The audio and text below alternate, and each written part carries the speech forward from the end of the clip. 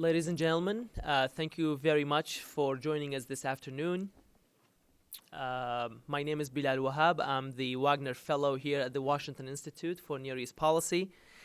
Today, I am very pleased to be chairing this panel of experts on Syria, a story that is as important as it is, has been in recent weeks and months overshadowed by other events in the region, and we thought that it might be a service to bring back the attention to Syria, to northeastern Syria in particular, get an update for the new status quo ever since that phone call between President Trump and Turkish President Erdogan on October 6th that started an avalanche of decisions and military activities that got us where we are today. 3 days later, the Turkish military started Operation Peace Spring. A week after that, the commander of the Syrian Democratic Forces announced a deal between the SDF and the Syrian government. Fast forward on October 22nd, Erdogan and Putin, Russian President Putin, agreed on a Turkish safe zone after their meeting in Sochi.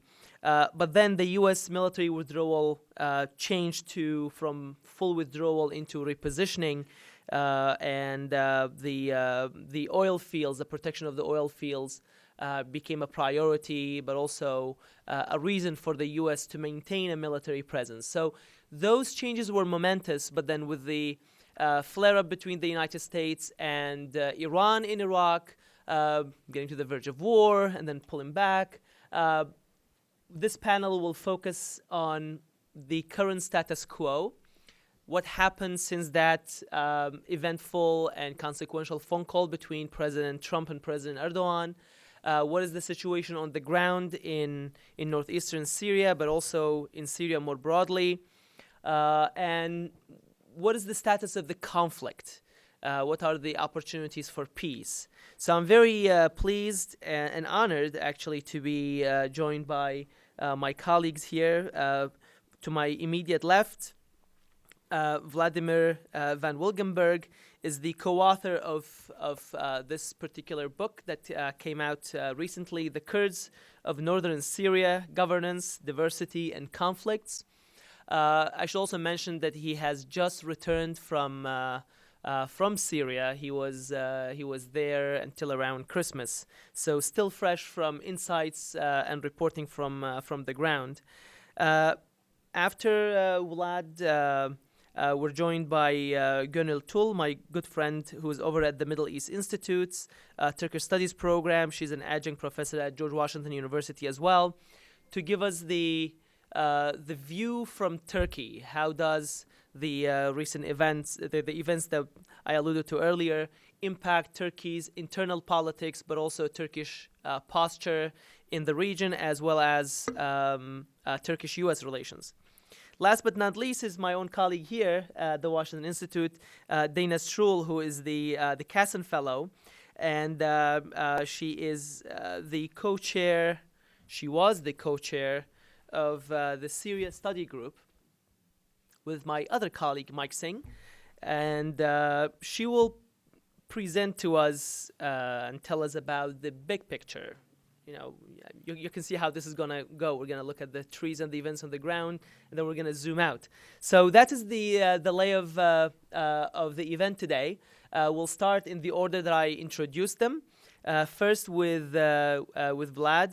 My questions for you, Vlad, is could you describe, since you just came back, the new status quo, which is also the title of our panel of our event today, since that sudden U.S. military withdrawal from Syria and the subsequent Turkish incursion, what is the status of the fight against ISIS? But also, if you could also tell us about, what does SDF stand in its relationship with the United States, in its fight against ISIS, in its relation with Russia and Assad? How did they recover from those very, very eventful weeks? And also, since your book also talks about governance, if you could also comment on, the governance, the economic situation on the ground. Yeah. Thank you. Thank you. Well, thanks for inviting me here. Can we get the map also? Sure. So basically, the last time I was in northeastern Syria was just before Christmas. I went there once with the U.S. Army by helicopter for 1 day. And then I also decided to go by myself because you cannot just see the situation embedded with the U.S. Army. So what was one of the interesting things what I saw when I went back, you see that on the map, is that the situation has changed a lot, but at the same time, some things haven't changed much. So Turkey controls now, after October, this strip between Tel Abyad and Ras Al Ain, also known as Serikanye. And then the rest of the area is still under control of the Syrian Democratic Forces. So there's still a very large area in control, controlled by the SDF. But what the issue is, like in the past, when you go there, you would not see so many times Russian vehicles. But now when you go on the road, like all the time, you see Russian vehicles going back and forth and Americans going back and forth. So for instance, in the past, you had something like that close to Manbij, where you had like a Russian base and an American base quite close to each other. But now it almost looks like most of north of Syria looks very much like that. So if you are in the Hasaka province, sometimes you see Russians, sometimes you see Americans. So that's like a little bit chaotic. But at the same time, as a foreigner or as anyone, even without a Syrian visa, you can still visit all the way to Manbij, basically. Despite there was an agreement with the Syrian government to send forces to prevent further Turkish expansion. But if you travel in the area, there's no checkpoints of the Syrian regime, so you don't get stopped by the Syrian regime. There are some joint checkpoints in Manbij, but also in Manbij they don't stop you if you are someone not from Syria. So at the end, like despite of the Turkish invasion, it was still sort of quite limited, let's say, the area they control. And so far, the administration is still, it's still functioning. They actually recently increased the salaries for the administration because, as we all know, there's a huge economic crisis in Syria. The Syrian money is a very bad shape compared to the dollar. This is a result of, I also think, of the bad economic situation in Lebanon, because the Syrian economy is also connected to the Lebanese economy, and also it is related to the U.S. sanctions. So it's more difficult for Syria to import oil. And actually, recently, the self-administration they implemented the new, let's say, rules. That they're not gonna export meat again. They're also buying certain products for the local people, for instance, stuff for babies and other necessities for the local people, so they can survive this bad economic situation. And this was implemented basically also in response to, because there was recently, I think it's called the Magnitsky Act. This act. So actually, the spokesperson of the administration also mentioned that they are basically responding to the sanctions, but also to the economic crisis. So despite of the Turkish intervention, you can see that on the ground, not much has changed. Of course, Turkey controls this area, and the SDF or the Syrian Kurds are very worried about demographic changes there, as what also happened in Afrin. But the administration is still intact, and actually the administration moved from, I don't know if you can see it on the map, from Aina Issa, and it moved now to Raqqa. So the Russians, they even have a base in a small town like Amuda and Kobani and other towns now. So not much has changed, but I think the biggest problem for the Syrian Democratic Forces is, and the administration, is that they still don't have a recognition from Damascus. There have been talks with the Syrian government to reach some form of agreement that Damascus recognizes the autonomy and the SDF. So the SDF says they are willing to be part of the Syrian army if Syria recognizes sort of the autonomy of the SDF and of the administration. And they could basically, until now, they have around more than 80,000 fighters, which could be incorporated into the Syrian army, like 2 corps. That's what General Maslum told me. But until now, the problem is that Assad is heavily supported by Russia, and Assad has not like really changed its mind. And you also see that Russia is actually pressuring the administration, because recently in the UN Security Council they vetoed against keeping the Arabia border crossing open. So as a result, there was a lot of medicine going in that. So I think as a result, around 40 to 60% less medicine is coming to the northeast. So this is putting more pressure. And also the administration recently increased the price of the medicine. So I think one of the biggest problems that the SDF still has is this non-recognition. And you also saw Ali Mamlouk in a meeting with the Syrian tribes that he was calling on the Syrian tribes to not send their sons to the SDF, or calling on Arab tribes to basically leave the SDF. But so far, we haven't seen so much defections. There were like some fighters that defected in Tel Abyad. There were some conscripts that didn't fight during the battle in October, in early October. But in general, the SDF has stayed intact. You don't see like large groups of Arab fighters, because the SDF is majority Arab, actually like around 60%.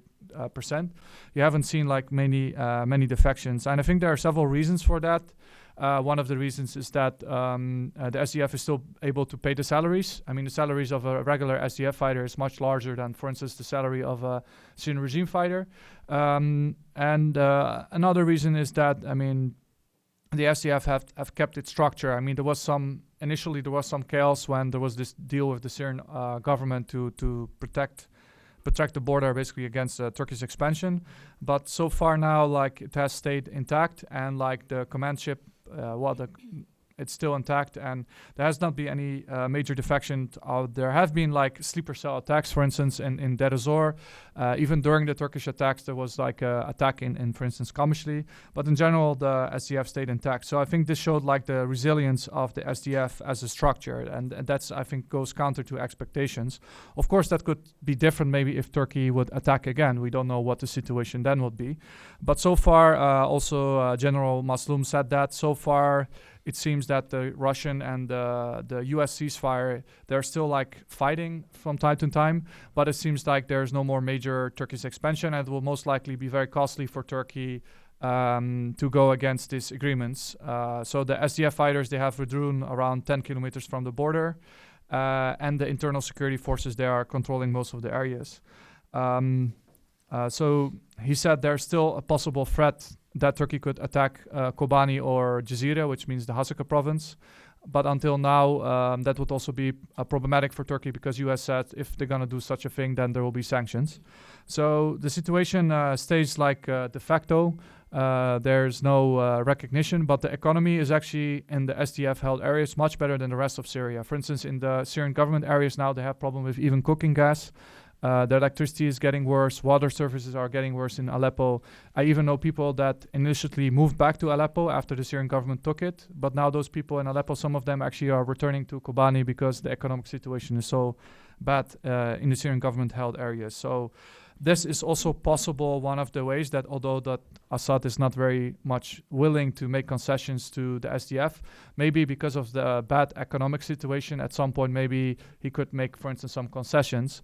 And also we should not forget that the Syrian army doesn't have enough forces to control this area. Like, if you look they have now 80,000 fighters. So if you would just take away those 80,000 fighters, there would be a huge vacuum. And the Syrian army at this point already has like problem with logistics. Like, I mean, they were coming with cattle trucks to the area. They didn't have like a very advanced military. There's not much left, and it's mostly like conscripts that were not very much motivated to fight. So when Turkey was sometimes fighting and the Syrian army was there, sometimes they would just leave their positions. So I don't think that the Syrian army is able to control all these areas. Of course, there's also the Russian Air Force, so that's one of the main benefits that the Syrian army has over its rivals. But I don't think it will be very easy for Syria to just control the area just like in the past. So that's like, I think, one of the main strengths of the SDF also. I don't know if I have much time left.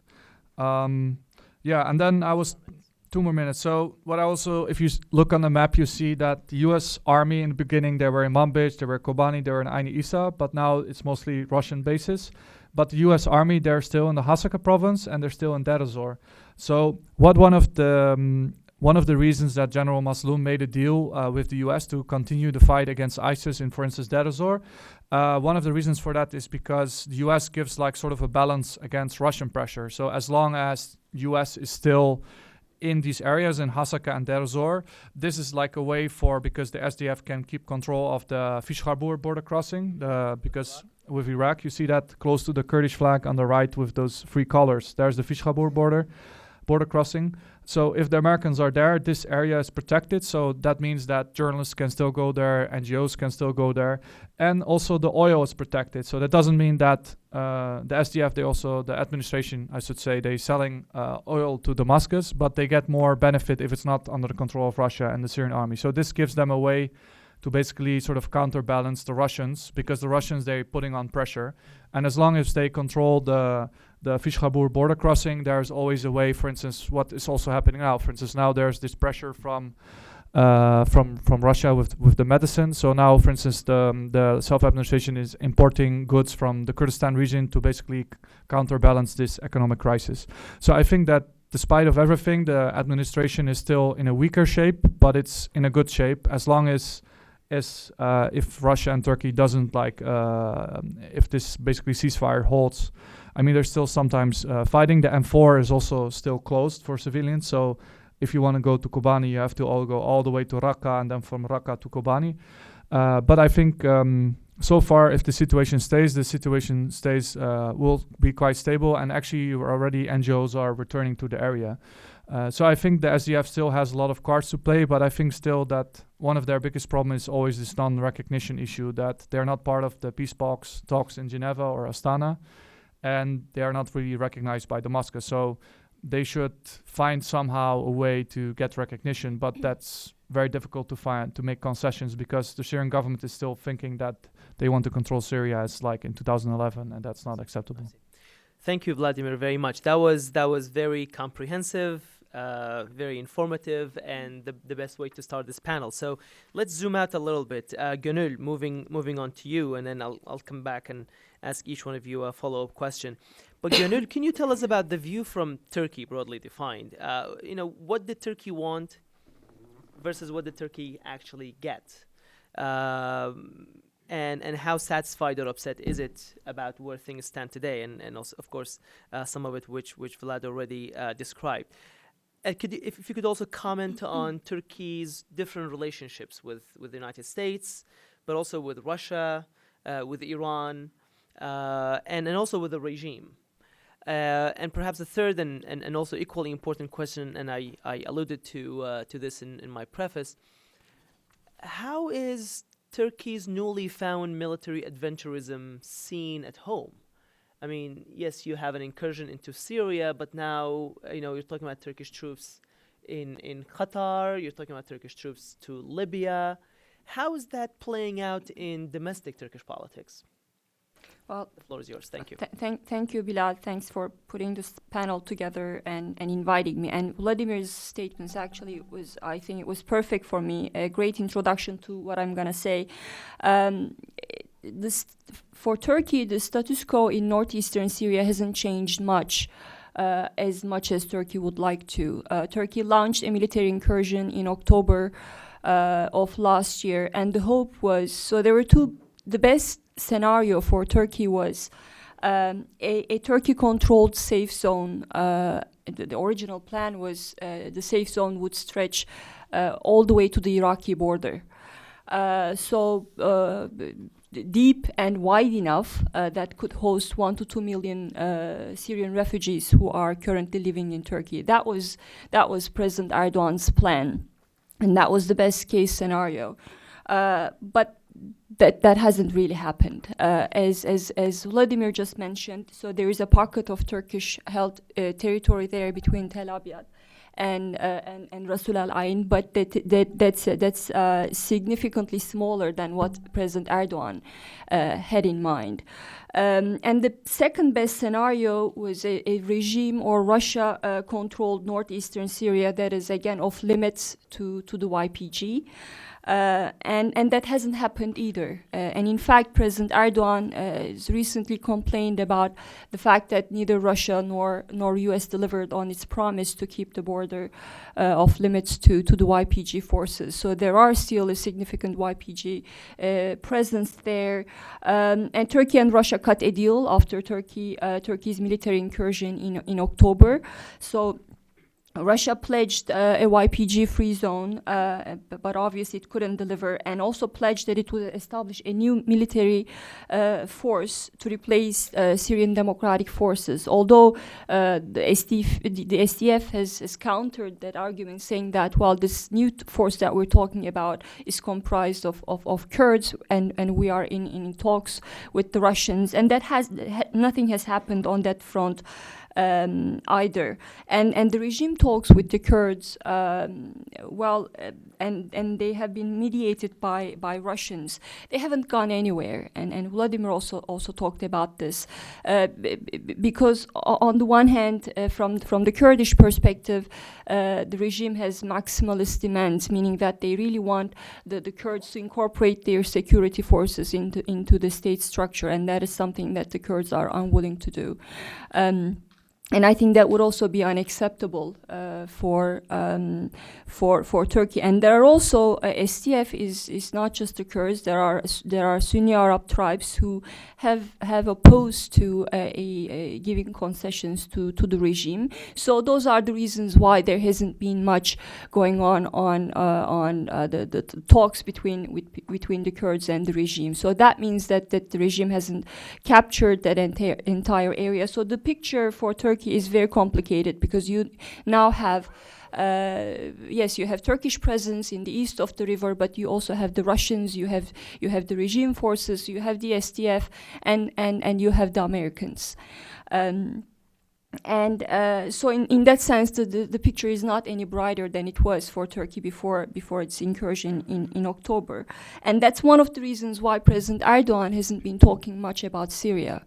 Domestically, I mean, if you read Turkish news, yes, Idlib is still a big deal, because obviously Idlib is a priority for Erdogan. He recently talked about 400,000 people who are on Turkey's border. Idlib is a priority for Turkey for domestic reasons. Turkey is already hosting close to 4 million Syrian refugees, and that has become a major vulnerability for President Erdogan. In recent local elections, I think one of the top reasons that he's lost the elections to the opposition was the presence of that many Syrians in Turkey. So there's been a nationalist backlash against Syrian refugees in Turkey. So if the regime decides to capture Idlib entirely, that's going to present Turkey with new challenges, with new refugees, and Turkey has several options that it's entertaining, including building camps on the border, and if necessary inside Turkey for those people. But it presents a significant challenge. So that's why Idlib is very important, and yet Turkey is unlikely to get what it wants. At the end of the day, it's not going to happen tomorrow. It's proven to be a very complicated operation in Idlib. The regime is not going to capture it overnight, but it's going to happen. At the end of the day, both Russia and Syria are interested in capturing Idlib. And there's not much Turkey can do. Turkey has promised that it's going to work with, somehow it will have a moderating effect on the HTS, Hayat Tahrir al-Sham forces there, which are linked to Al-Qaeda forces. So Turkey has promised that, but it hasn't delivered, obviously. And that's why there's tension between Turkey and Russia there, and Russians are constantly reminding Turkey that it really has to do what it has promised to do, and the regime as well. So Turkey is in a way squeezed in Syria. Again, President Erdogan recently complained about Russia and the United States, and he said that if necessary, Turkish operation is going to resume, but I doubt it, and Vladimir also talked about this. So he does have that option, and he would like to play it because it resonates well in Turkey, but his hands are tied. Whatever Erdogan has done inside of Syria, it was after a Russian green light. So it's up to the Russians. And Russians could give a green light to another operation in northeastern, a Turkish operation in northeastern Syria, given that would drive a further wedge between Turkey and the United States. But I doubt Turkey will be willing to do that because President Erdogan is facing many challenges at home, and which I'll come to in a moment. And economically, it's the Turkish economy is in terrible shape, so he's afraid of U.S. sanctions. And the Congress has pushed hard on that, despite President Trump's unwillingness to move forward with the sanctions. The Congress still feels very strongly about punishing Turkey for several things over its because of its Syria incursion and its decision to purchase Russian missile defense, and it's still there. It's still on the table, which means that if Turkey moves further in northeastern Syria, it could risk another round of sanctions, and I don't think President Erdogan is willing to do so. So that's why he's been quiet on Syria. But he's doing something else. And first I would like to cover the domestic strategy, because whatever Erdogan is doing in Syria is closely linked to his domestic strategy. So domestically, the Kurds, Turkey's Kurds, has posed the biggest challenge to Erdogan's one-man rule. In 2015, for instance, with the rise of the pro-Kurdish party and its capture of a historic 13% of the vote, that electoral success, denied Erdogan a parliamentary majority. So that was a key moment. That was in 2015. And later, the Kurds decided to support the opposition, Turkish opposition, and overwhelmingly voted for the Turkish opposition. And that's why President Erdogan lost local elections in March. And that's a huge deal for Erdogan, because he lost almost all major cities in Turkey, and he's electorally very vulnerable. And the Kurds have played an important role in that. And that's why Erdogan has built his domestic strategy on marginalizing and criminalizing the Kurdish opposition. And even before 2015, in fact, after there was a crack in the alliance, the fight between Erdogan and his former allies, the Gülenists, he realized that he really needed an ally to consolidate his power. And that's when he decided to turn to the country's nationalists. So now his entire strategy is based on that nationalist front. So that's why he's been pursuing anti-Kurdish policies both at home and in Syria.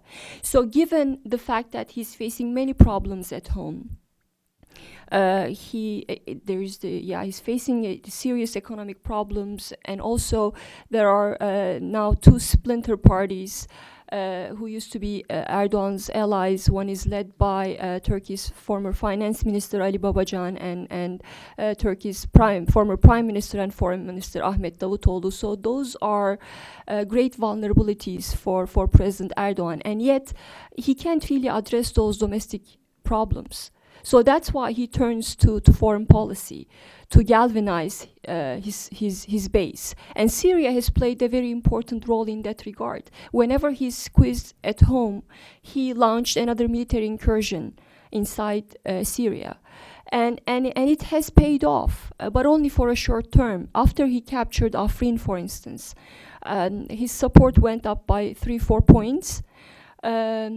And his latest incursion, Syria incursion in October, was supported by a large segment of the country, I think around 80-85%. because the anti-Kurdish sentiment is strong in Turkey, and the threat perception vis-a-vis the PKK is being heightened. So that's why people, even those people who haven't voted for President Erdogan, supported his the Turkish military incursions in Syria. But now his hands are tied. There's not much room to maneuver for Erdogan in Syria, and that's why now he's turned to Libya. And you asked about Turkey's relations with other countries. So Libya, and I think President Erdogan is trying to tie what's happening in Idlib to what's happening in Libya. Recently, Turkish parliament approved a motion that's supporting Turkey's troop deployment to Libya, although President Erdogan backed down, given it's very unpopular in Turkey. Unlike what's happening in Syria, because you have the Kurdish dimension in Syria, so it really resonates with the Turkish public, and yet very few people really in Turkey know what's happening in Libya. So the support for Turkish deployment is very low, around 35%. But so he has domestically he's found himself vulnerable, and regionally he has found himself very isolated.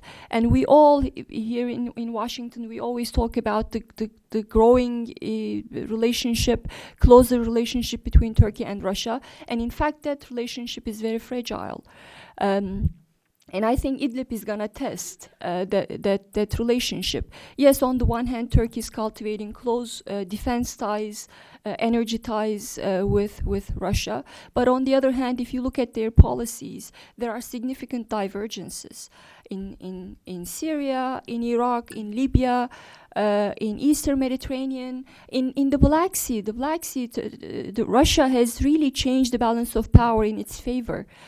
Since Crimea in 2014, which is really worrisome for Turkey, because Turkey has always been the dominant naval power there. But Russia has boosted its military presence there, and that boosted military presence is helping Russian operations in Eastern Mediterranean, in Syria, and that's a grave that really worries Turkey. So that relationship is not really solid. And on the other hand, Turkey-US relationship is obviously is going through one of its worst times in the history of the partnership. There are different constituencies. President Trump would like to keep his special relationship with President Erdogan, but on the other hand, I think he's all alone, because the Congress is really very critical, and the Defense Department, everyone is really worried about Turkey-Russia partnership and what Turkey has done to undercut U.S. interests. So if we look at Turkey and what Turkey is doing in the region, you see a country that's not really, and I think that was the title of one of the panels that I've seen recently. That's why I want to refer back to that. Turkey is not a rising power. Definitely, it's very marginalized. Both domestically, Erdogan is very vulnerable, and regionally, Turkey has made several miscalculations and mistakes on the foreign policy front. Okay, çok sağ ol. Thank you, Gonul. That was very insightful. We're going to come back to some follow-up questions on that, but now I have the very easy task for Dana to bring this across the Atlantic and tell us what all of this complexity means for the United States, and give us the big picture. Great. Remind us first of the enduring U.S. interests in Syria. What are the U.S. goals, objectives, and how achievable they remain to be? But also, if you could comment on U.S.'s relationships with the actors that are involved in Syria, Russia, Turkey, Iran, and maybe bring in the role of the Arab countries that haven't been discussed yet. And finally, if you could also comment on the ability. Obviously, this conflict, as your report concludes, this conflict is not over; it's just changed the phase. What is the U.S. ability to nudge the conflict in the right direction? Because it could always go in the wrong direction. Great. I told you that's the easy task. Great. Well, thank you, Bilal, so much for having me on this panel, and thank you to the panelists who came before me. I'll just start very big picture, telling you about the Syria Study Group, what we were, what we are, what we were attempting to do. So I'll start big picture and then zero in on Northeast Syria and the state of play today. So the Syria Study Group was mandated by Congress, and members of Congress appointed 12 members, outside experts, to this group to both provide an assessment of the state of the conflict in Syria and also make recommendations for U.S. policy. So the first priority for our group was to articulate that Syria matters for U.S. national interests. And our core argument, and the report was written in such a way to be very useful for members of Congress, but also speak to the American people directly, and as a document that members of Congress could use in articulating to their constituents why Syria matters, why the outcome of Syria matters for U.S. interests, and why we should be prepared to prioritize Syria and effectively resource U.S. efforts there. And what the members of the Syria Study Group said in our report is that Syria is the geostrategic nexus of threats facing the United States in the Middle East. Terrorism, ISIS and al-Qaeda are still very much active in Syria, have the ability to plan attacks against our forces inside Syria, but also external attacks. Iran and power projection. Iran has not been deterred from its intent of entrenching itself inside Syria and using Syria as a base to project power in the region and into the Mediterranean. And Russia and great power competition. So we've heard from each panelist about Russia giving the green light to Turkey, the SDF looking to Russia to broker an agreement. All the talk is about Russia. And as the members of the Syria Study Group, we argue that that is not in the U.S. national security interest. Our core recommendation was that the U.S. use its leverage and influence for a political process. And that political process would end at some very, very far outcome of a Syrian government that is viewed as legitimate by its own population, and that Syria is not a battlefield where either foreign forces or non-state actors are active and have free reign. So that's a tall order and at the very end. But the core recommendation was that the U.S., at the time of the report, which was released last September, still had leverage to affect that outcome.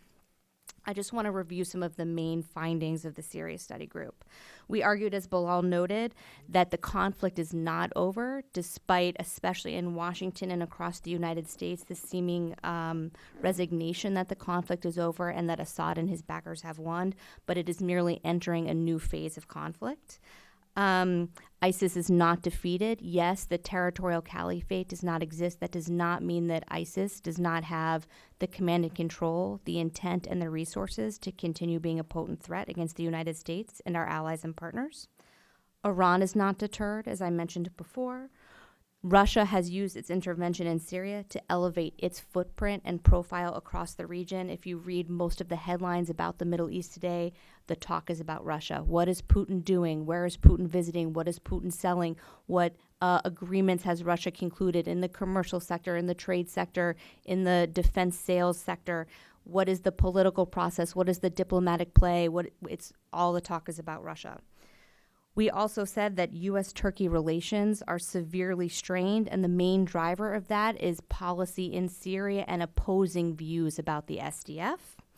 And finally, we had a series of recommendations, but one that I think is particularly important for the discussion today is that refugees are not going to return voluntarily to Syria under current conditions.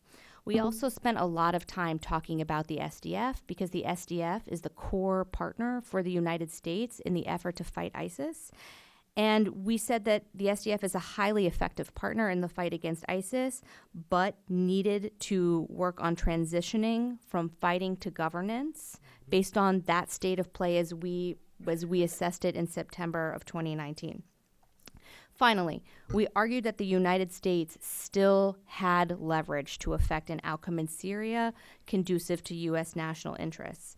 We said that first, Syria needed to be prioritized and effectively resourced across the executive branch, and we called for a combination of 4 areas of leverage, recognizing that the American people, given the ever-present debate about U.S. military investment in the Middle East, U.S. involvement in forever wars, etc., that the U.S. has plenty of other tools on the table that it can use if effectively resourced and prioritized.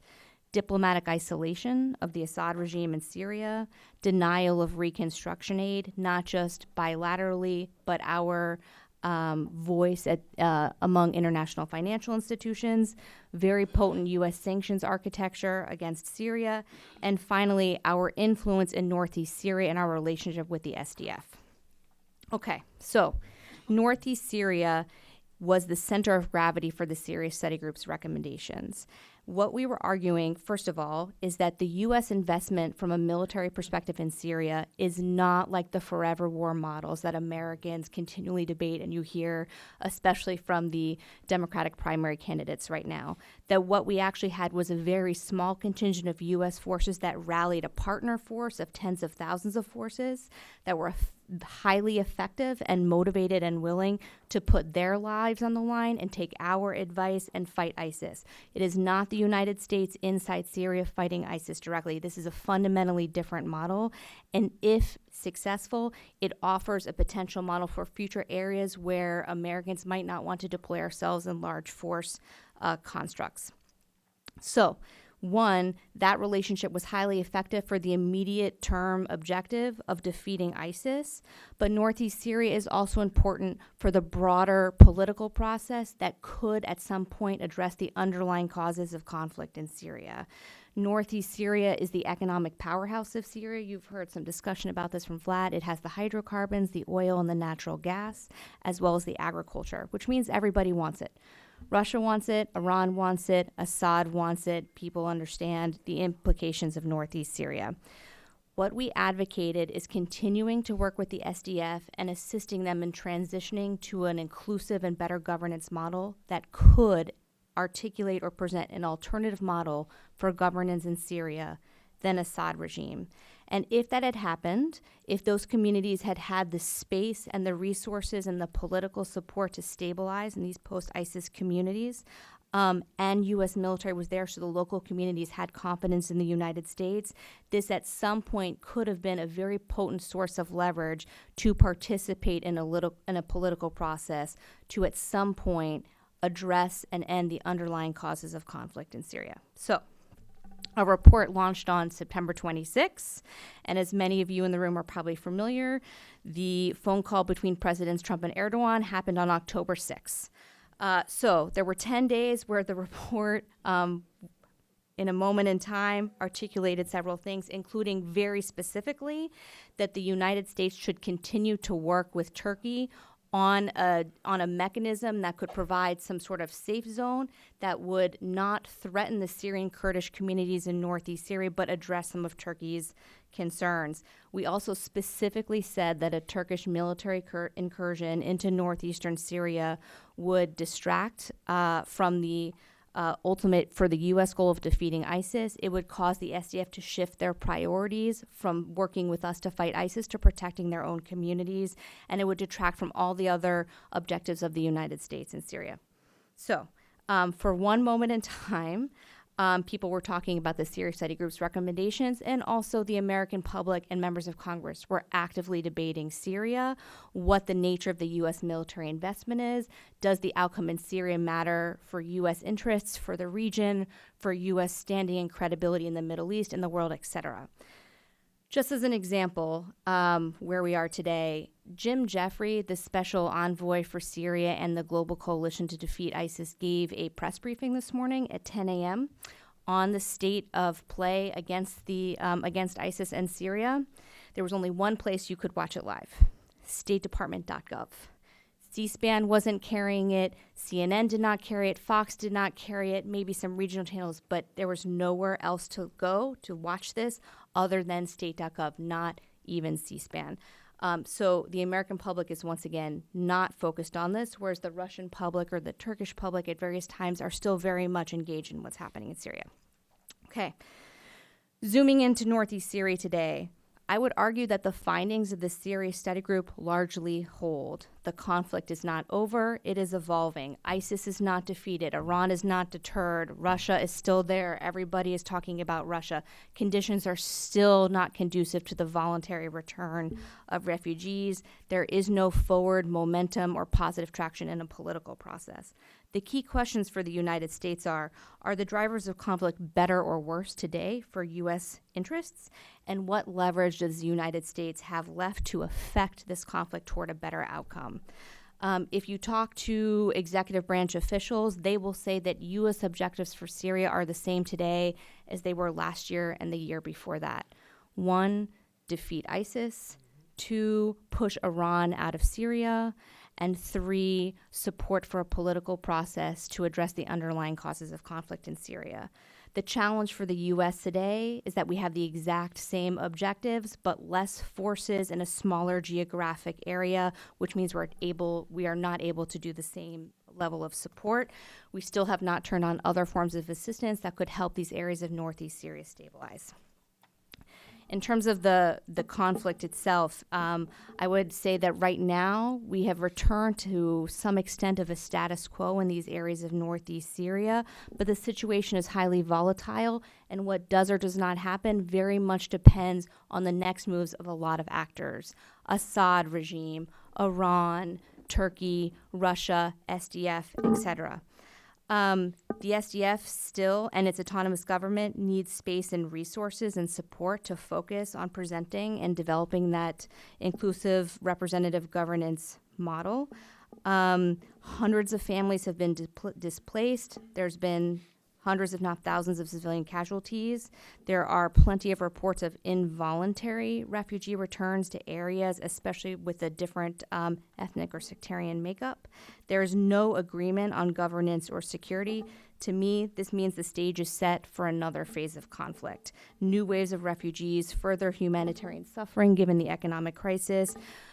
Less U.S. influence and presence means more bad actors in these areas. With less U.S. influence and leverage, again, the stage is set for just another cycle of violence and conflict. For the SDF, the United States certainly remains the partner of choice. We have good intelligence, we have good weapons, we have good support, we have good logistics, we can help you in many ways, but the trust certainly isn't there. They're certainly going to hedge their bets, and that's understandable given this circumstance. And obviously very focused on protecting their communities and their families. The United States has still not articulated a vision for its end state, not only in Northeast Syria, but broadly how we see this political process going forward at this point in time.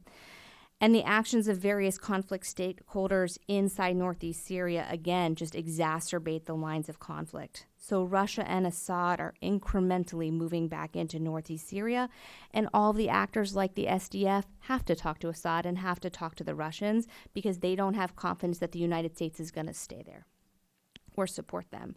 Turkey discovered that it can go shopping for the best ceasefire on the table, and it discovered that Russia offered a better deal without all of the conditionality that comes with the United States offer. Meanwhile, there's a desire to relocate refugees, as Gonul mentioned. The risk of ethnic strife is high. Less U.S. forces and influence also provides more space for Iran, and let's not forget what's happening next door in Iraq right now. There's still not a new government. ISIS is certainly being given the space to reconstitute. That border area is very volatile between Syria and Iraq, and Western Iraq is where ISIS emerged out of. There's not a lot of attention right there, and right now U.S. forces in Iraq are not focused on fighting ISIS. They're focused on force protection because of other developments recently. So again, the stage is set for Iran to also have an opportunity to re-expand. The United States, our objectives have not changed, as I mentioned. Less forces, less resources, acting in a smaller geographic area. We cannot continue to have the same objectives, but with less prioritization, less focus, less resources. And then I would just end by saying the implications reverberate far beyond Syria. If our credibility was already on the line, the back and forth about what U.S. commitment is, what we're willing to do for how long, everybody in the region has taken note, if not the world. Most of the governments and non-state actors understand what's happening. Gonul mentioned Turkey and the fragility of its relationship with Russia. Well, relationships with the United States are all very fragile as well, which means that as we seek to affect an outcome conducive to our interests, it's going to be much harder to rebuild the trust with the partners and allies we need.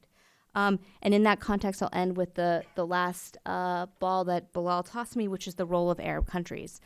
So some of the core of the Syria Study Group recommendations were that political diplomatic isolation and sanctions and denial of reconstruction aid were, in addition to the influence we had in Northeast Syria, necessary and potent sources of leverage to affect an outcome. Well, since that time, there's been a slow trickling of diplomatic recognition, reopening of embassies, restarting of commercial contracts, interest in real estate deals, etc.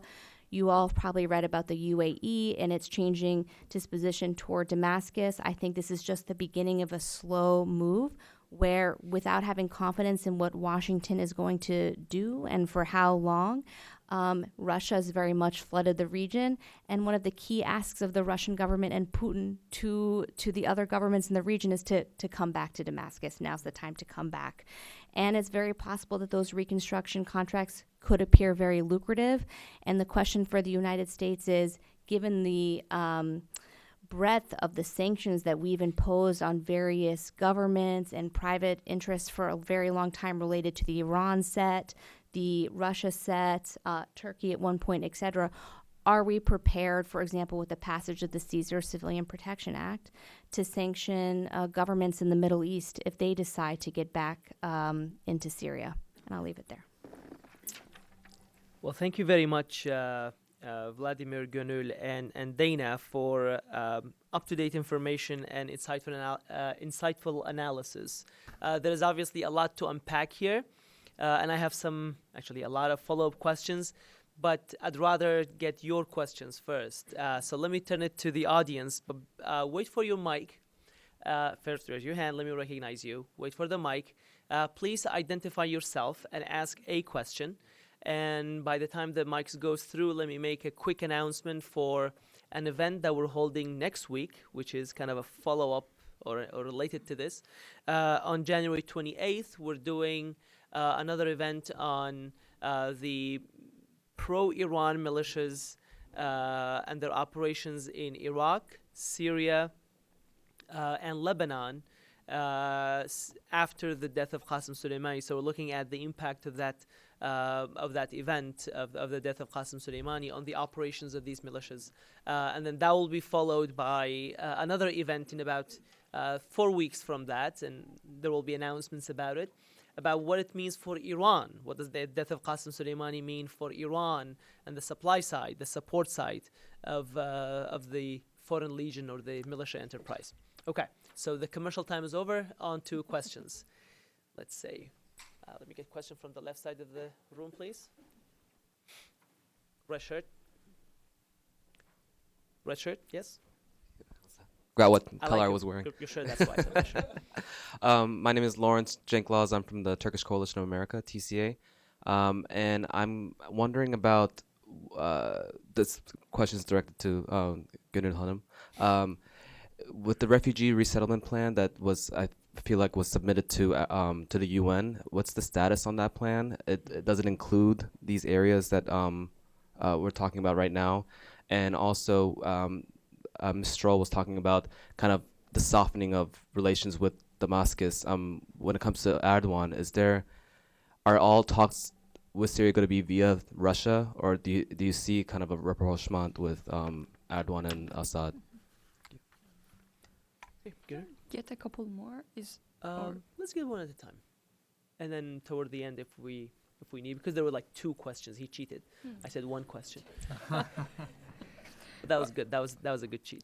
Well, the refugee resettlement plan, Erdogan recently, I think it was last week, he said that they started building resettlement area in the eastern part of the river, and he talked about sending hundreds of thousands of refugees there. So he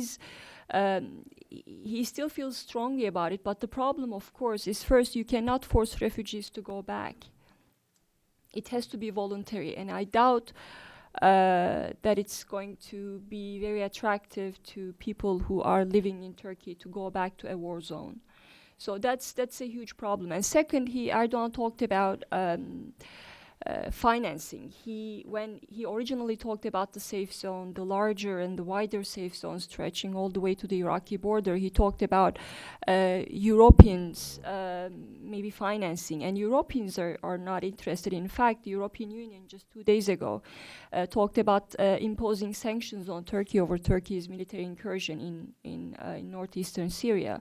So it's still in the limbo, but I think President Erdogan is in many ways, for the reasons that I talked about, for the domestic reasons, he's desperate. He really wants to be able to send those refugees back, but it's going to be very, very difficult. And if you talk about a safe zone is not just, you don't throw away a concept like that. It's a legal term. It has to be approved by the United Nations. So you want to make sure, if you talk about a safe zone, you want to make sure that it's actually safe. So it has to be approved by the United Nations. You really need air cover. So those are all problematic issues. But again, he's bent on sending them back, and he's building refugee camps, and I think that's his B plan if something happens in Idlib, and if you see a new wave of refugees going towards the Turkish border. And in terms of Turkey's whether Turkey would normalize ties with the Assad regime, there have been contacts already, but I think the most public one was just happened between the head of Turkish intelligence, Hakan Fidan, and his Syrian counterpart. They met in Moscow. And that was the first public meeting, face-to-face meeting that we know of. And I've argued for some time that if you look at the transformation of Erdogan's strategy in Syria, it's come a long way in terms of Erdogan has already been working closely with the Assad regime. I mean, if you look at it, toppling the regime is not even on his priority list anymore. So it's going to happen. It's not going to happen overnight, but I think at the end of the day, Turkey has bigger problems, and he's facing domestic problems. So even during the meeting between the Turkish intelligence and the Syrian intelligence, I think one of the talking points raised by the Turkish side was that was a call to the regime to work against the YPG together. And several times the Syrian regime and the Russian side also talked about the Adana Agreement, and that was an agreement signed between the two countries in 1998. And according to the agreement, the Syrian regime pledged that it would handle or address Turkey's security problems emanating from the PKK.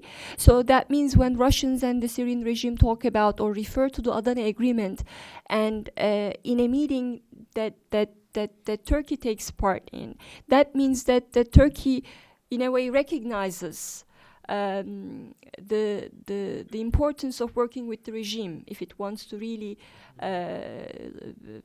pursue an effective fight against what it calls terrorist elements in Syria. So I think it's going to happen because he doesn't have any other choice. He's already through the steps that Turkey has taken.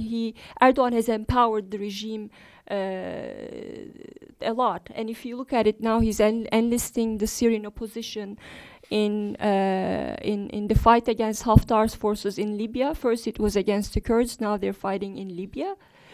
So his priorities have changed, and his priority at the moment is making sure that the Kurds do not have an autonomous region, and for that, and address the YPG issue, and for that he has to work with the regime. And this meeting that we've seen in Moscow, I think, is the first step. Dana, before you get to answer his second question, can I ask Vlad to also comment on the question of resettling Syrian refugees who are currently in Turkey into the areas that are under Turkish control. Can you give us a kind of an update on what's going on the ground? Yeah. Well, Turkey always talks about settling between 1 million and sometimes even more refugees. But the problem is that those Syrian refugees that are in Turkey now, like the majority of them are not from northeastern Syria. The majority of them are from mostly Aleppo, Idlib, and other areas. And hence the fear of demographic change that the SDF and the SDC often mention. Yeah, so that's why we already seen in Afrin that there was a lot of settlers from other parts of Syria that were settled there. And so they're afraid that something like that could happen again in Tel Abyad and Ras Al Ain. So far, there's been no thousands of people that are being settled in that area, because of one of the reasons that that will be probably forced return. There's not many people that would want to go back to these areas if they are not originally from the area. So I think it's difficult for Turkey because they don't have the international support for that. UN is not supporting forced returns. Europe is not going to pay Turkish, because actually it was a way also for Turkey to sort of revive the construction sector. They had sort of hope that if, for instance, they would control this safe zone, that they could get money from Europe to basically pay for constructing houses and stuff. But that didn't happen. So the Turkish control is limited, but it doesn't mean that the SDF is not worried about demographic changes in this area, because, for instance, Ras Al Ain or Serikania was over 50% Kurdish, and it's also very important for the YPG because it was one of the first areas where they had their first victory against rival groups years ago. I see. Dana? The question was for Gonul. Oh, okay. Okay, I can get more questions then. Maybe I didn't do a good enough job. Let's give the mic to Namo. Then I'll get to my colleagues. Thank you. Is it working? Yeah. I'm Namo Abdullah with Rudao Media Network. So I just have one somewhat hypothetical question. What would the possible withdrawal of U.S. forces from Iraq mean for the resurgence of ISIS, given the recent statements from the Kurdish president saying that the threat is real, and Jim Jeffrey echoed that statement today? Thanks. Dana?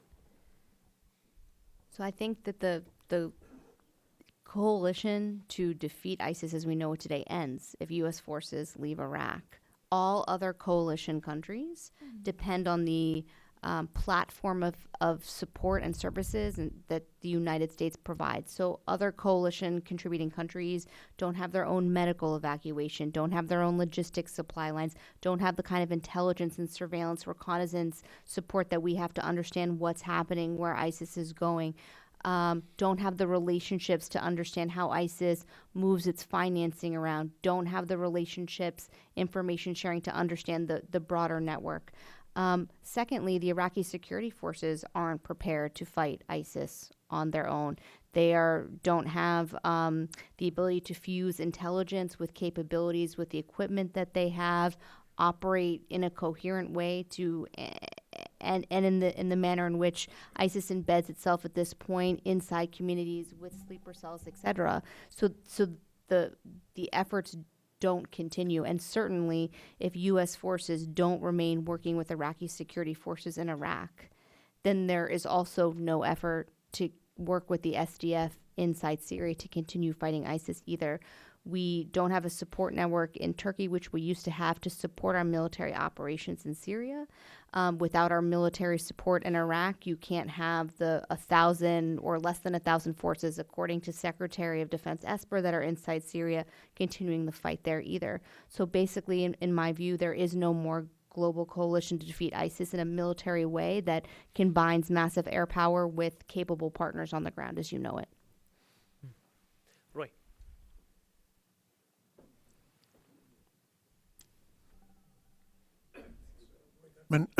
I'm an associate fellow here, a journalist. A question about refugees, another question about refugees. Dana, you mentioned that there might be some involuntary returns. Do you have any numbers? But secondly, in the whole region of Tel Abyad, if I recall correctly from the time, at the time the Americans bombed ISIS, there was a forced movement of refugees, or rather of Arabs from that region, and they fled to Turkey. I don't really know the numbers. I've never seen accurate numbers, but they were in the thousands and maybe a lot more than that. Do you know, Gonul, or do you know, Vlad, just what the numbers were? And how many of them would be willing to go back to their homes that they abandoned in 2015? I don't know the numbers. Vlad, any take on that? Well, I don't know the numbers, but there's already some sign that some fighters that are originally from Tel Abyad with the Turkish-backed groups, that they and their families, they have returned to the area. And also, actually, the SDF accuses that some of those people were former ISIS elements that basically joined the Turkish-backed groups.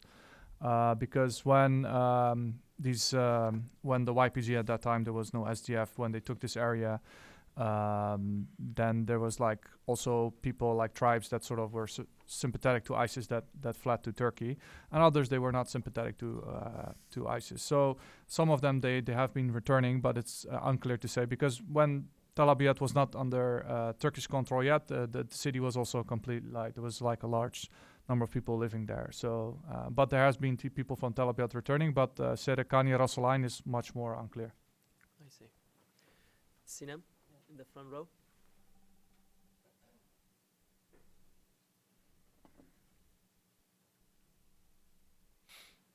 Thank you so much. I'm Sina Mohammed, U.S. representative of Syrian Democratic Council. I would like here again going back to the refugees. The refugees that Turkey wants us to keep them in the safe zone, which they call it. But we are forgetting here another problem. By bringing the refugees from Turkey inside Syria and kicking out the original people from this region to the other region, so we are creating another problem, which is the problem of displaced people. So in this way, I don't think that you can solve the problem of refugees in this way. So Turkey is here creating an excuses so that they can keep this line, which is on the border, Turkish border, to have, because we see that in Afrin, the people who are there now, demography changing is happening. The people, they are, most of them, the fighters of the family fighters or the fighters of these people groups who are radical jihadist groups. So the same thing in Tel Abyad and Ras Al Ain. So Turkey is here creating like a line there, which is a very Sunni radical groups on its border. And in this case, we are creating now another problem. So what about the people of Tel Abyad and Ras Al Ain? 300,000 people displaced now. Where can they go? Now they are in the camps, in the schools, and whatever is it. The people of Afrin has been displaced in the other camps, more than 300,000 also. So how can we solve this problem, you know? So we can't solve the problem of the refugees who are in Turkey, and Turkey forcing them to come back, who are not from, as mentioned, not from the same area, and we are kicking out the people of this area to other places in order to replace them with other people. This is very important, and very, demography changing is going on in the EO region, as in Afrin and other regions. Another question here I would like to ask about, what do you think about the U.S. policy now in Syria after the, again coming back with the Russian, changing now the situation in the region? We have the Russia, we have the Syrian forces there, government, and we have the SDF, and U.S. still they are there. So do you think that the U.S. can influence, or they can play a role now to solve the problem in Syria only in being in the oil fields there? So this is the question. Thank you so much. Thank you. Dana, I think the question is for you, but let me also put the first comment into a broader question. The challenge of refugees, becoming permanent residents itself has become another variable in this conflict. Obviously, Turkey, as Gonul mentioned, one of the reasons why Turkey had an incursion into Syria was to solve its own refugee crisis, which is creating a domestic political crisis for the ruling party. given your report and given the sort of big picture politics of this, what is the way forward, but also the U.S. leverage in this, or perhaps U.S. ability to work with the United Nations and these other actors on the ground to really first stop exacerbating the refugee crisis, and then two, as I think she was pointing out, stop creating new refugee problems? Okay. So to answer your question first, Sinam, I don't think that the United States has effective leverage with less U.S. forces in a smaller geographic area to accomplish the objectives that it stated. So with the SDF having less confidence in the United States and everyone not knowing next time there's a presidential phone call what might be tweeted from there, I think it's a really difficult situation for our partners to trust us that we're going to stay and support them and continue to provide the resources that they need to protect themselves and their communities and fight the threats facing them. So at this point, I don't see the U.S. government having an honest conversation inside itself about what can realistically be accomplished. And if the broader policy hasn't changed, fight ISIS, push Iran out, political process, what is an outcome in which the most number of lives could be saved, in which Syria could be more stable, and that you wouldn't have the next cycle of violence or the next wave of refugees. So that conversation is not happening to the extent that I can see it, but I'm on the outside. And on refugees, the situation, what appears to be quite unifying in Turkish political discourse is a rising xenophobia and discontent with the number of refugees, Syrian refugees inside Turkey, and the strain on Turkish resources and Turkish services to support that population. And the same thing is happening in all refugee hosting countries. Jordan, severely strained in terms of the support that it can provide. Lebanon, the same thing. Iraq, the same thing. A lot of the refugees and displaced people are in the Kurdistan region of Iraq. All of these governments are struggling to provide for the refugee populations. And you can see this all the way into Europe. And, for example, the outcome of the Brexit debate in the UK, the amount of Syrian refugees has reignited debates inside many societies, not just in the region, but much more broadly about what sort of resources, who belongs to my society and what they're entitled to, etc.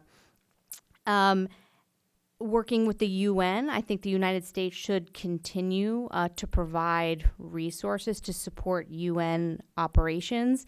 At the same time, we've seen the UN Security Council be pretty ineffective when it comes to Syria. And a great example is the resolution in early January to continue to support cross-border operations into Syria that Russia vetoed, which meant that border crossings from Iraq and Jordan are blocked, which means that the Assad regime will steadily have control over humanitarian access by the UN to communities in need inside Syria, which means probably that the communities that need support, humanitarian support in Northeast Syria are going to be further squeezed. These are examples where working through the UN Security Council system in particular, because of the Russian and Chinese veto, make it very hard to affect policy through the UN.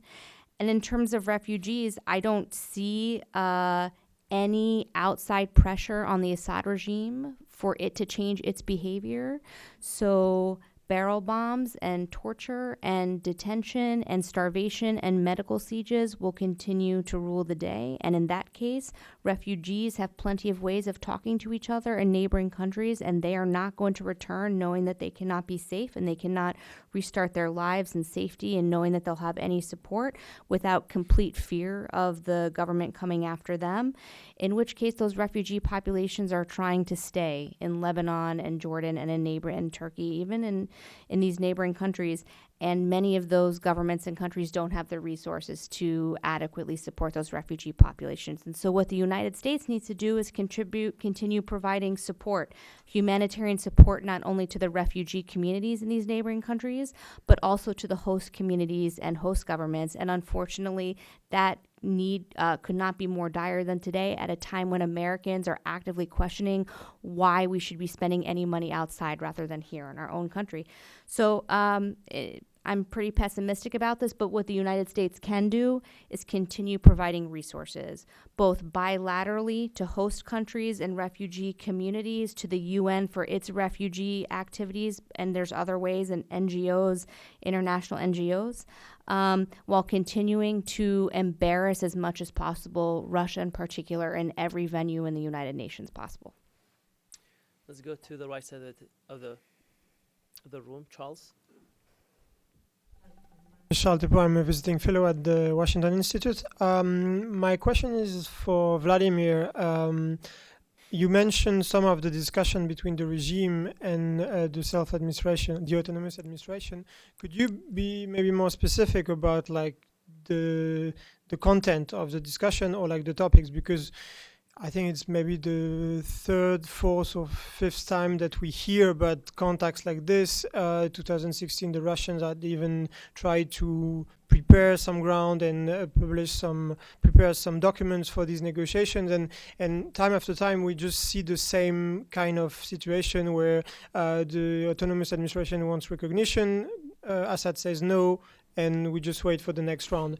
But the environment has been changing quite a lot recently with the Turkish operation. So could you just tell us what is new now, or what is really like the sticking point? Because we know that it's not only about like a formal recognition for the autonomous administration. There are like concrete elements, control of the checkpoints, the roads, and everything. So did the discussion go as far as this, or does it stay very like vague at that point? And this is also related to a second question, if I may, which is General Mazloum's, I think, interview this morning about negotiations with Turkey, restating that they are open to discussion with Turkey. And again, these are like fixed positions that we've heard time and again for years about like being open to negotiations, but it's difficult to see what exactly is new in this claim, and whether this could imply something more specific, I know, regarding the relation with the PKK or other dimensions. Thank you very much.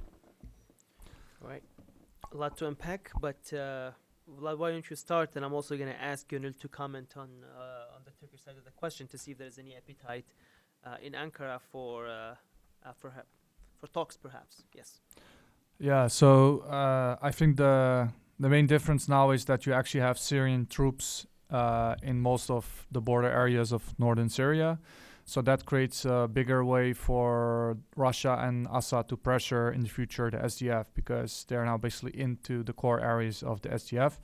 But in general, like, I think one of the reasons why we don't know much about the details of the negotiations, because this is all like very secretive and there's not much like talked about it in the media. And when I talked to General Mazloum in December, he talked again about that there's a need, like there's no problem for the SDF to integrate into the Syrian army. They don't have an issue about that. But the issue is that they still want to keep like some form of special status. So I think in this regard, there's not much change in practice. And that also, for instance, you saw that there was actually the SDF, they want Russia to play a bigger role in sort of pressuring the Syrian regime and like making further concessions. But until now, like Assad is like not very willing to make concessions. Like in the beginning, his speech, actually what was interesting, that one of the first interviews after the Turkish operation, that Assad was talking about that he could not challenge the US out of Syria, and that even if there was an integration, that it would be a very slow integration. But then there was suddenly a second interview where he was more aggressive, and then you had this meeting of this Syrian intelligence head Ali Mamlouk with the Syrian tribes, that he was calling them on basically defecting from the SDF. And also there has been rumors of the Syrian government with sleeper cells doing more attacks on the SDF, but that's not confirmed. So I think considering the details, the only thing that has majorly changed is that the SDF has much more less leverage towards the Syrian government. And you see also the action of Russia that they're trying to limit basically humanitarian aid. And so far, there has not been really response from that, from the international community. For instance, Western NGOs, they could do much more, for instance, through Fischhabur, because they're dealing with like thousands of refugees. So another way basically to counter Russian influence is basically to give more support for NGOs to do more work in northeastern Syria. And another way is to basically allow, for instance, Northeast Syria, because they still have to deal with this OFAC issue. So if they could solve that, for instance, that they could sell directly the oil, that would also solve a lot of issues for northeastern Syria. Thank you. Gonul, the question that I had for you. Yeah, so is there any appetite in Ankara for a rapprochement with the YPG? There is none. I mean, Turkey's demands from the Kurds are clear the border area, and in terms of the Kurds' political project there, Turkey is 100% opposed to any reference to autonomy or an autonomous project. So Erdogan, he really needs this nationalist alliance, and he can't be jailing Kurdish MPs at home and replacing Kurdish mayors with state-appointed trustees and talking to the Syrian Kurds at the same time. That's not possible. And there was a time when actually Ankara hosted Salih Muslim, but there was a ceasefire in place at the moment. So that's why I don't see between Turkey and the PKK. So I don't see for Turkey to have to reach any kind of rapprochement with the Syrian Kurds, there has to be a peace process going on at home, and I don't see that happening anytime soon. Okay, we may have time for one or two more questions. Let's get the mic here to the front row, please.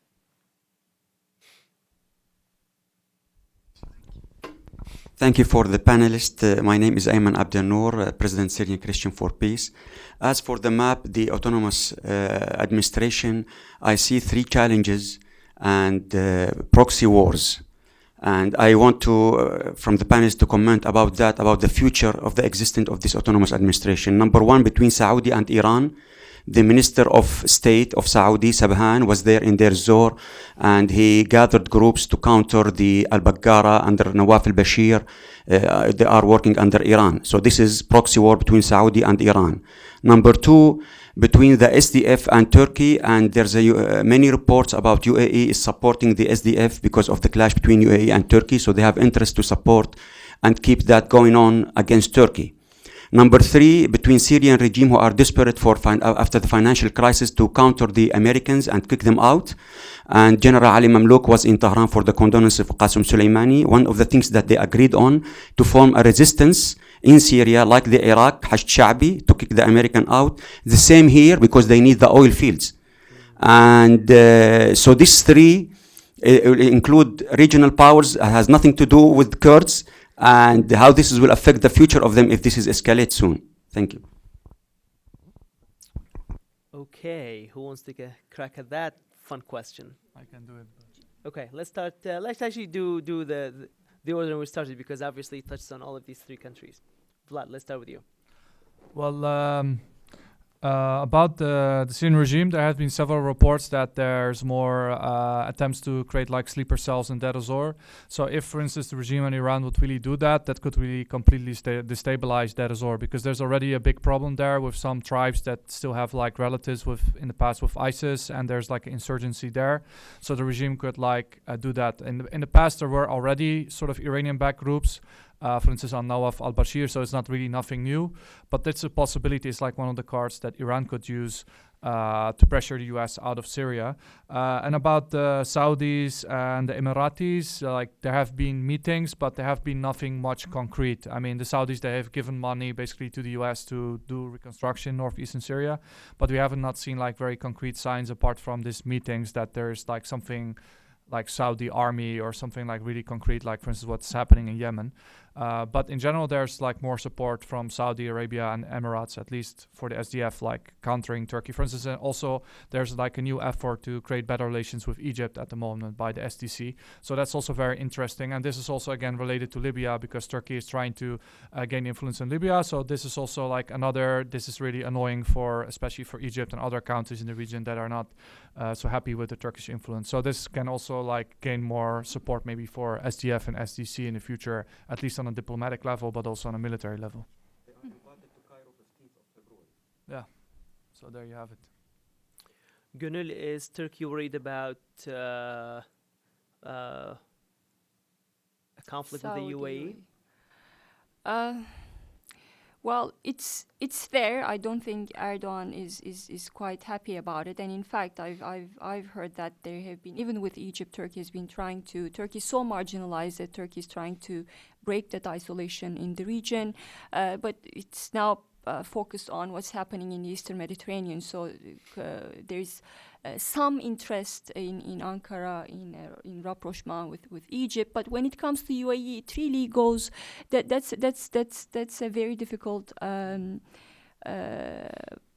relationship for Ankara, because it's whenever Erdogan talks about the UAE, the issue of the failed coup. He brings that up, and the media close to Erdogan often mentions how the Gulf countries like the UAE supported the failed coup. So that's a very emotional topic for Erdogan. But the fact, your original question was that how the proxy wars in Syria, what is the implication? Obviously, it's not helping. It's gonna prolong the war.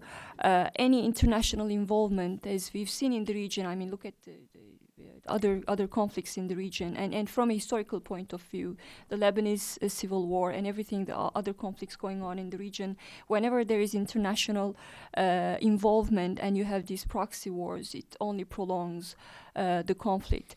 And when it comes to the Syrian Kurds, I think what the US wants to do with them, and particularly with regard to their political project, is very important. The Kurds are in a very difficult position, so they really have to hedge their bets, and they have to balance between the Russians and the Americans. They don't have the luxury to put all their eggs in Washington's basket, because we've seen that Americans have never been a reliable ally for the Kurds. And Russians, they have their own agenda, and from the get-go, since the conflict in Syria started, they've always talked about the fact that the Kurds have to be at the table, and they talked about some form of decentralization. But the question there for the Syrian Kurds is how far Russia can push the regime in terms of recognizing those demands. I don't think Russians have that much leverage, and at the end of the day, Assad might not be willing to give as much as the Kurds demand. So I don't think he'll agree to an autonomous Kurdish region, for instance, no matter how much the Russians push. So what is critical here is not the Saudi meeting, is not the UAE support. What's critical for the Syrian Kurds is that balance between Russia, the regime, and the Americans. I'll share a few thoughts very quickly so we have time for another question or two. So broadly speaking, I see the Saudi-Iran competition in Syria less as direct. If there was any proxy war like that could escalate inside Syria, I think it's more likely to be Israel-Iran due to miscalculation. The Saudi visit in Deir ez-Zor was more about the United States trying to encourage the Saudis to contribute again to the stabilization funds. If you'll recall, I'm trying to remember, in 2018, the United States froze the $200 million in stabilization assistance in Northeast Syria, but then the Saudis and the Emiratis and the Germans stepped in and funded those stabilization projects, and that was an effort to get the Saudis to do another contribution for stabilization activities like demining, turning the lights back on, etc. Broadly speaking, I think Gulf governments have concluded that the best way to counter Iran in Syria is to reestablish relationships with Damascus and with Assad. So I see less of a potential for direct Gulf Iran conflict, and more that the entire edifice of U.S. policy, diplomatic isolation, economic sanctions, denial of reconstruction aid all falls down as the primary driver of Gulf concern is Iranian entrenchment in Syria. And the conclusion is that because the United States cannot be relied upon to counter Iran in Syria, the best way for the Gulf governments to protect their interests is restoring relationships with Damascus. And in that sense, I'm sure the UAE has considered ways to support the SDF to poke their fingers in Turkish eyes.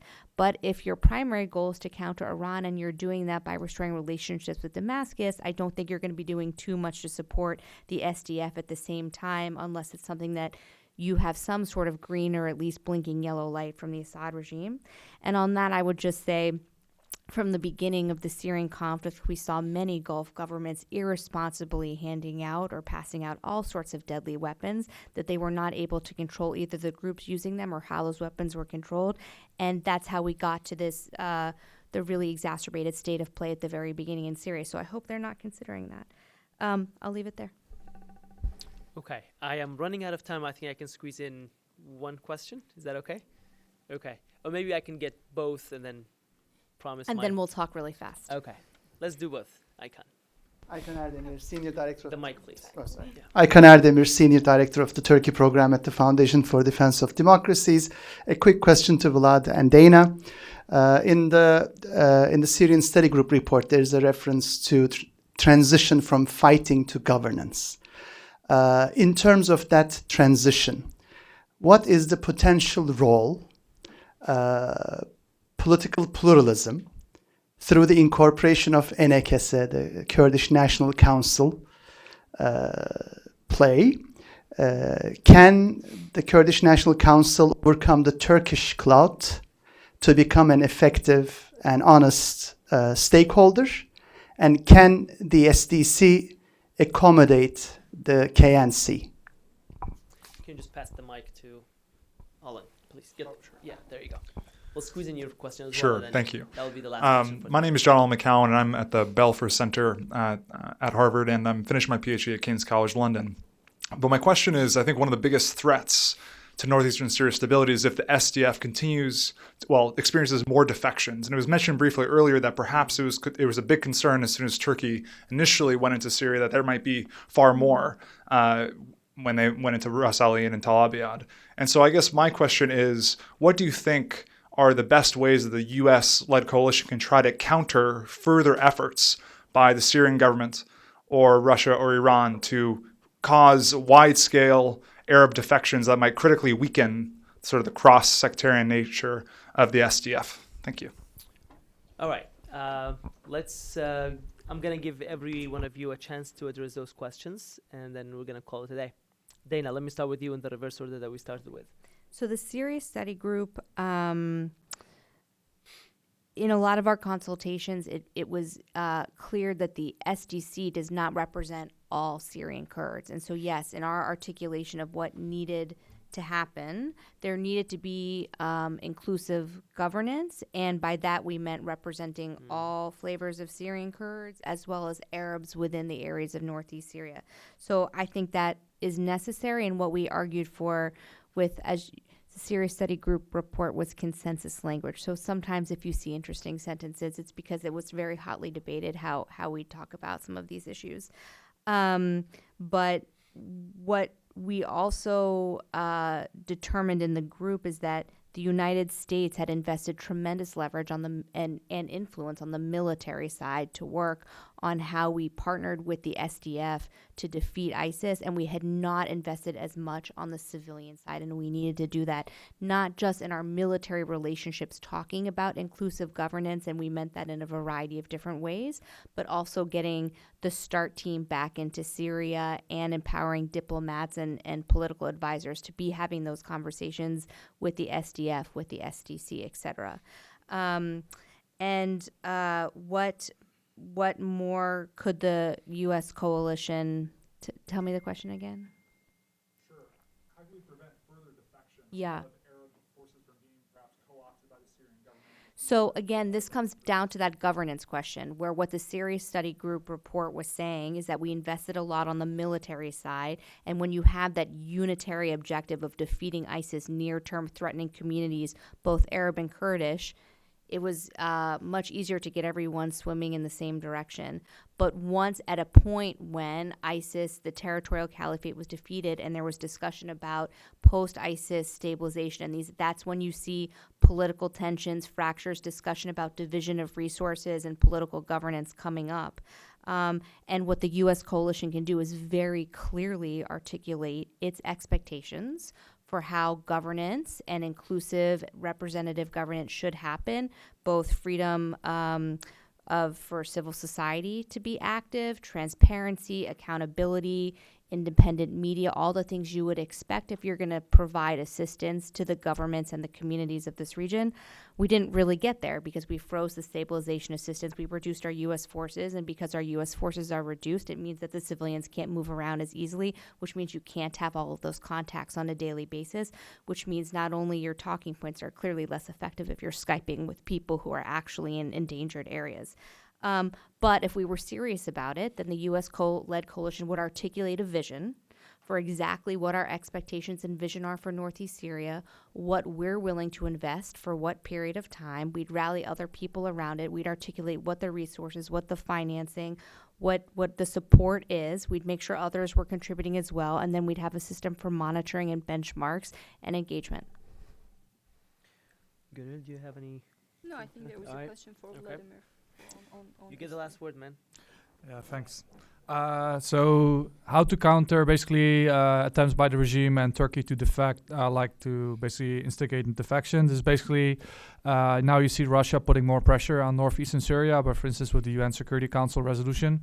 So I think one of the ways to basically stop is that basically to try to keep the northeast of Syria economically stable, so that you try to find a way that the US sanctions will not affect the northeast. That for instance I think now the US aid is a little bit worried about sending in like foreign staff to northeastern Syria, so there should be a way to keep like NGOs and stuff like working in the area and like try to bring in more stabilization aid. So I think that would be a way to basically counter, because I don't see why Arab fighter, for instance, would defect to the Syrian regime if the Syrian regime is like in a very bad economic condition. And you saw that after actually the killing of Qasem Soleimani, that like some Arab tribal fighters, they defected to the SDF side. They fled to the SDF-held Deir ez-Zor because they're afraid about the Iranian strength in the region after the killing of Qasem Soleimani. And about the NKC dimension, there was like a lot of attempts by the SDF, especially by General Mazloum, to bring the NKC to the table. There have been a lot of steps. There were 12 people that were now investigated if they are under arrest or if they are missing. So there have been several steps from the SDF, but the problem is that the NKC keep on demanding more. So I think it's very difficult to include the NKC inside the administration. But also you saw, for instance, one of the Kurdish parties, the Yakiti party, they recently split.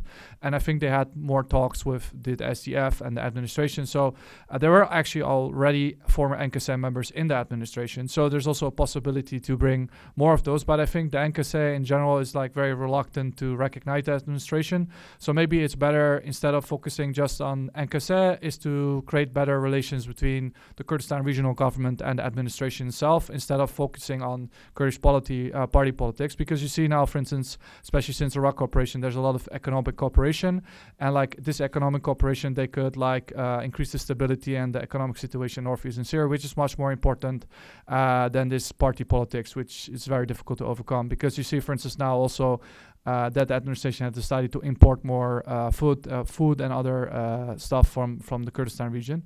So I think the economic impact is much more important. Like there can be like more economic cooperation between the KRG and the administration. Thank you. And that concludes our panel. Thanks to Dana, Gonul, and Vlad, and thank you all for joining us. Have a good afternoon.